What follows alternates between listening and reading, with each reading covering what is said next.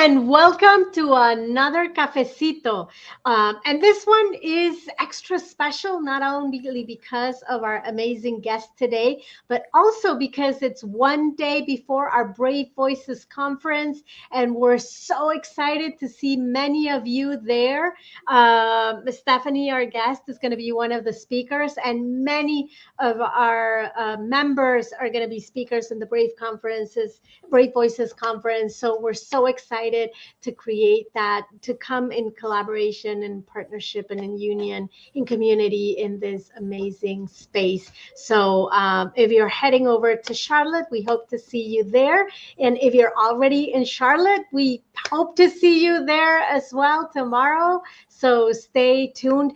We are also going to record the session and live stream part of the session as well. So stay tuned for more information about that on our website, unitedlatinas.com. So, but anyways, today is Wednesday, and like every Wednesday, we're coming at another Cafecito, and I'm very excited to welcome this time Stephanie Colores Bueno. How are you? I'm very excited to be with you today, joining this Cafecito, but also for this week that it's been amazing, my first week, and having the opportunity to be there and share some ideas with you. So really looking forward for this amazing week. Amazing. And today's topic is extremely as well something that I was looking forward to because it has to do with AI. And we haven't done a lot of cafecitos on an AI, and I think we should. We need to, keep bringing this to normalize it, because you're talking about AI requires a new mindset, a new way of looking at it. And it's something so new. It's something that keeps changing. It's something that on the personal side, we need to start embracing it and figuring out how to bring it into, our daily life, but also as leaders. And many of our audience, if not all, they're leaders within their spaces. It also requires as leaders to embrace it and know how to bring in and how to transition their organizations, their groups, their teams to truly I wanted to use another word that's not embrace, but I'll say it again, like to embrace and to infuse AI into everything that they do, because it's so important. And there's so many negative narratives out there about AI and how it's going to replace a lot of jobs and how it's going to do a lot of things and it's going to put us out of work. But actually I believe that shifting that mindset, AI is really more of that bouncing board to just make us more effective and more efficient and take us into places and to do things and to create impact that would have never imagined. So I'm very excited about this topic with you, Stephanie. So if you want to just give a little bit of introduction about who you are and why this topic is so passionate for you, and then we can take it from there. Perfect. I love that. So let me just start by saying, like, as a Latina, I'm Mexican. And I'm Mexican, and then I lived 11 years in Panama, where I was surrounded for many Latinas, and then finally moved 5 years ago to the U.S. Of this time, I was supporting a corporate 500 company you might know, P&G, and I was with them 23 years. And for the last 5 years, I supported the AI and digital transformation. We just saw a need to enable the company, enable our employees, and it was a huge learning for me. The last December, I left the company and I decided to start a new journey as an entrepreneur. So I've been working now with mid-sized organizations, helping them go through the AI transformation and to enable their leaders into this journey. Now, one of the things that I did so, and this is why I'm so passionate about this topic, is that we think this AI transformation or digital transformation, it's about technology. And of course, technology is the key that it's driving all of these changes. But what I've learned in this journey is that technology is just a tool. It's a tool that enables us to maximize our impact, to improve our performance, to improve our life balance when we really are using it properly. So I really want to help individuals, leaders, people, families to think of this AI transformation as a tool to maximize their potential and their impact, their time, but not focusing on the technology, focusing really on what is the mindset, how do I embrace, as you were saying, this change, and what are the set of skills that I need to start developing in myself to be successful in the future. Because technology is just going to keep changing every day. So whatever you learn today might not be what you will be using tomorrow, but the mindset and those soft skills will help you have the agility to just keep up learning every day. Absolutely. And I love what you're saying because you're right. We're seeing it every day, right? Every day there's a new app, there's a new some tool that we have at the tip of our hands that whether we're conscious or unconscious uses AI, right, to help us. And we don't know what's going to happen in a year or in 2 years because everything keeps changing. However, I love what you're saying about this. Developing those skills and being more strengthening our resilience and our adaptability so that whatever comes to us, we were able to just jump right to it and continue to build from there. So that actually takes me to what are those skills? Like, what is it different that we need to do now that we haven't done in the past as leaders and as professionals so that we can then almost like hit the ground running? Yeah. So I think the first thing is to feel comfortable with change, right? So change now it's becoming, we keep saying, we keep hearing about this, like change is the only constant, but the pace that change is happening right now with AI and technology is just exponential. So what we were used of changing, it's not enough today. We need to feel comfortable with change. We need to have this agility and flexibility, but most importantly, curiosity. It's like, what can we do? What can we learn? And one of my mantras, I've been using it personally, and even with my kids, I have very young kids, and I keep telling them we need to learn something new every day. And we need to be comfortable with that. But that comes with stretching our comfort zone, being curious and figure out where's our passion and where we want to become better. I like that, and especially the curiosity part. I don't think we realize how important it is in order to be able to use AI to create things that we would have even never thought were possible, right? Because uh, if I the way I use it, it really is an algorithm. So it will pop out whatever input you give it. So if you don't give it good input, whatever comes out, it's not going to Right. be good. But it requires a lot of curiosity to then be able to expand the outcome of whatever it is that you're using AI for, so that it can then take you to new ways of thinking, new ways of doing, new ways of impacting. So I love that. So how are you seeing organizations, big or small, or teams, like how do they bring in AI? Because uh, it's not about, and you and I were talking behind stage, like it's not just about using a new tool, using ChatGPT or Claude or whatever. It's about truly understanding, how do you bring it in? Yeah. So what I've seen, unfortunately, it's a lot of organizations are or groups are focusing again on the technology. So they're finding what solutions, what agents, or what technology they want to bring in. And they're starting with use cases. But when you focus alone in the technology, there's what I've seen and where I'm trying to help some of my clients is to make sure there's a strategy behind that. Yes, you will need to execute step by steps and small elements within it, but they need to be a holistic thinking on how do you want to leverage AI. So if we use a life example, for example, budgeting, but AI could help us a lot in budgeting for a house, saving for a trip. So you need to start with a clear vision of what you want to do, how you want to achieve that, and then figure out kind of a reverse engineering. Okay, what steps do you need along the way to actually build that? So sometimes we're finding that, okay, one agent or one tool could help me with that. But then you need to connect your bank accounts. So that's where technology and AI, it's really happening. We're having separate agents, separate technology that then we need to figure out how to plug that in all together. So one of the things that I keep saying is, let's first define what is your overall strategy? What do you want to do? And with that, what are the spaces or actions you are going to use AI, and for what task? Is it going to help you automate? Is it going to help you simplify, summarize, plan?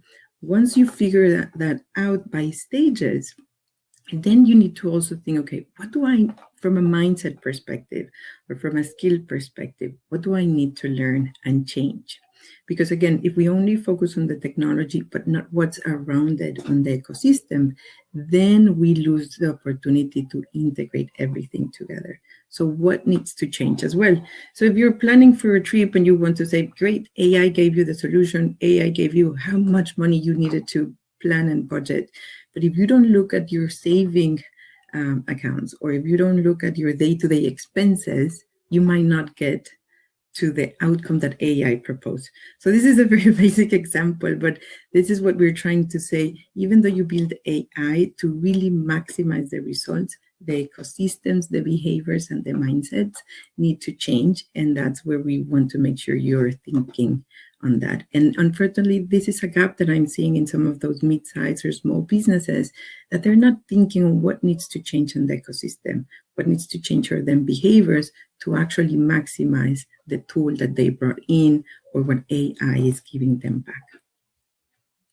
I think that's critically important. And as I hear you, I'm also thinking about, it's not only about reimagining and adapting and understanding like what it is that you really want to do at the end, but I can also imagine it has to do with reimagining or reinventing our own roles, right? Because if I keep thinking that my role is whatever it is, leader, right? I'm overseeing this group, this team, this business, this project.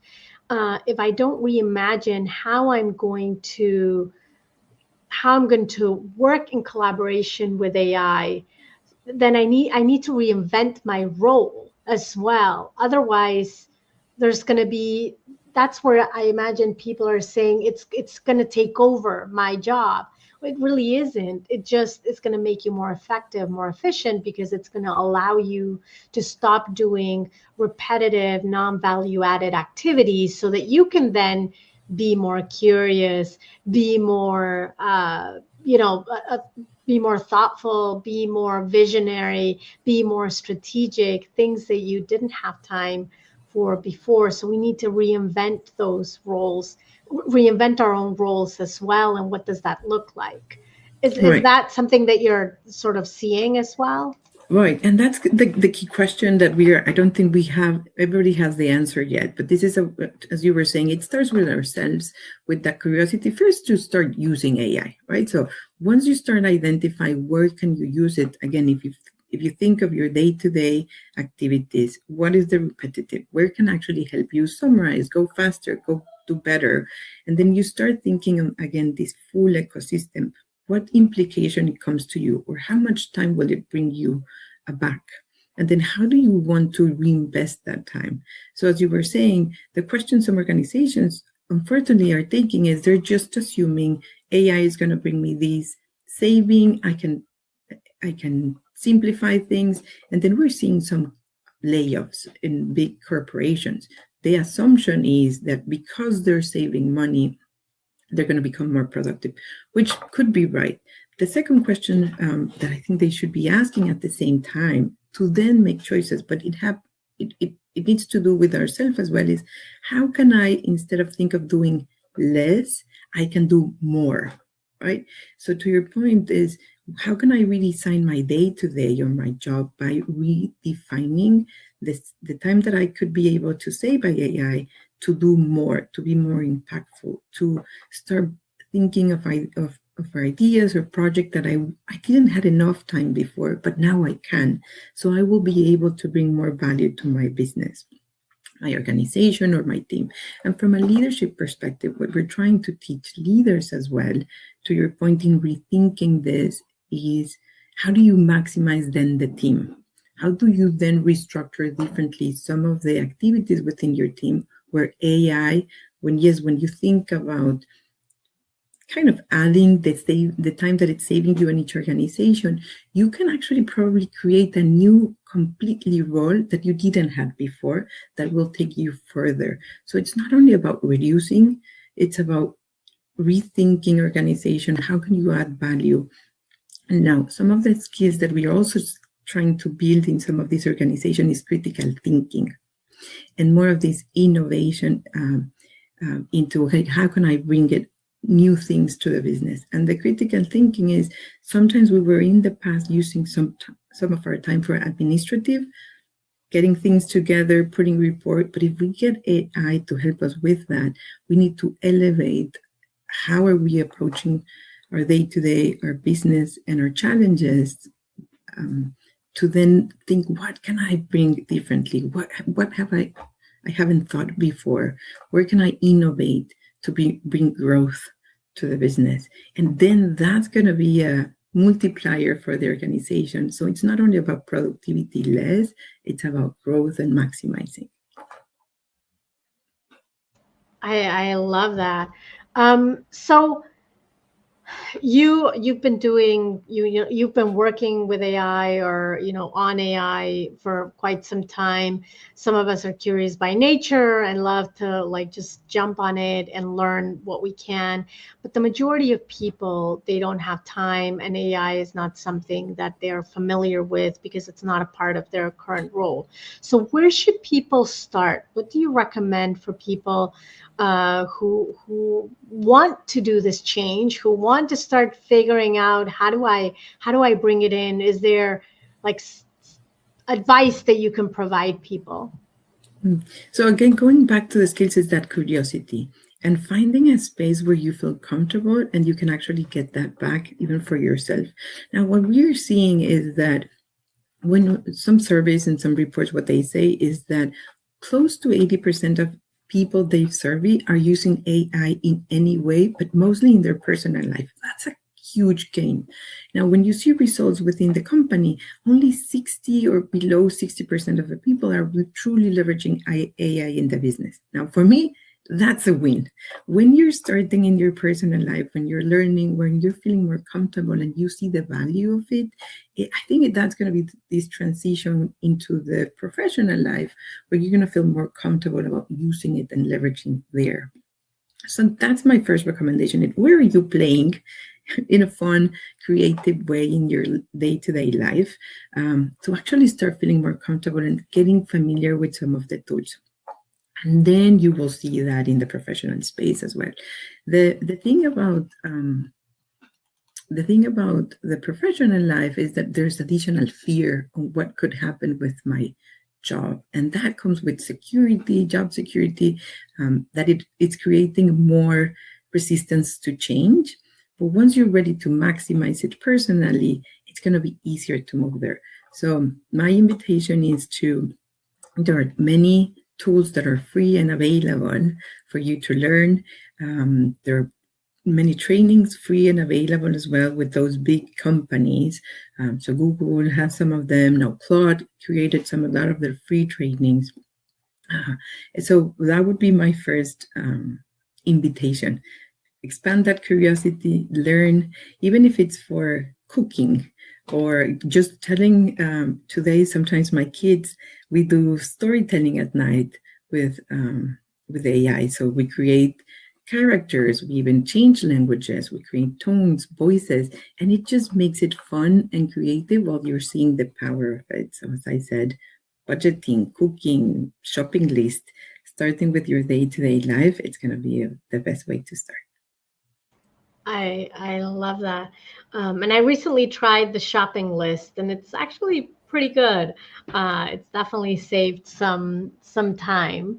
Absolutely. So we're coming to the end of today's Cafecito, but any like a piece of advice? I know we've already talked about anything, but like key things that you think would be important, especially for people who are again just trying to get their feet wet into AI and being able to bring it in this holistic way in their lives, both personally and professionally. Yeah, I think the one thing, obviously, we talk about trying, we talked about having fun. Um, but one thing we haven't talked, and I don't want to lose the opportunity to reinforce this, is make sure you're also considering, as you said before, like that critical thinking on what you're getting out from AI.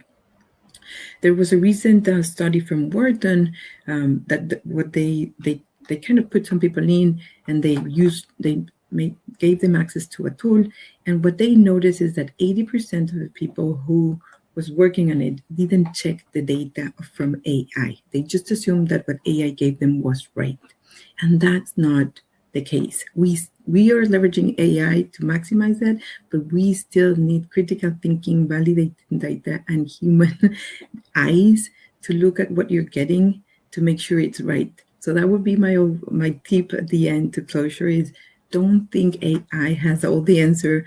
It's not perfect. It's still learning. It's a learning machine. So based on what they get, they're going to have the output. So always keep valuing your instincts, your thoughts, your experience, and your knowledge of whatever you're taking out to considering for the best of your decisions. Awesome. Well, Stephanie, it was great having you here to start, getting us into this space of how do we embrace AI? How do we bring it in a more seamless way into our lives? And how can we become more curious, more adaptable, and more flexible so that we make the most about this new way of living? Because it's here to stay. It's not going anywhere. It's just going to make us better. And it really requires a shift in narrative to see it more as a bouncing board versus something that's keeping us back. So thank you so much for that. And we look forward to hearing more about you and all of our amazing lineup of speakers tomorrow at our Brave Voices conference. We're super excited. Stay tuned. We also have many more events happening, chapter events at different local places, and also we have a series of three different workshops, virtual workshops happening in the upcoming months in May, June, and July. So check those out as well. And we have many other things. So stay tuned, be a part of this community, and I hope you have a wonderful rest of the day wherever in the world you are. Thank you, Stephanie. Thank you. Bye. Have a good one.